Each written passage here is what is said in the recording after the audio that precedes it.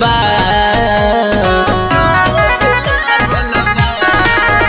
खाली रहेला परदेस का तहरा जोग लागल बा। तो घरवा आ जाए सजनवा जवनिया में रोग लागल बा।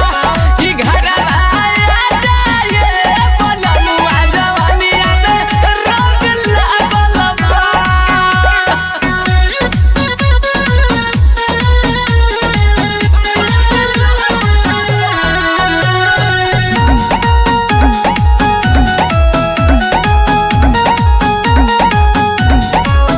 डॉक्टरिया बैध से केतनो देखाई काम न करत रे सुई दवाई। ए राजा सुनत ताली। डॉक्टरिया बैध से केतनो देखाई काम न करत रे सुई दवाई।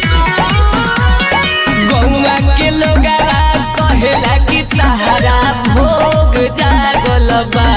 घरवा आ जाए सजनवा जवनिया में रोग लागल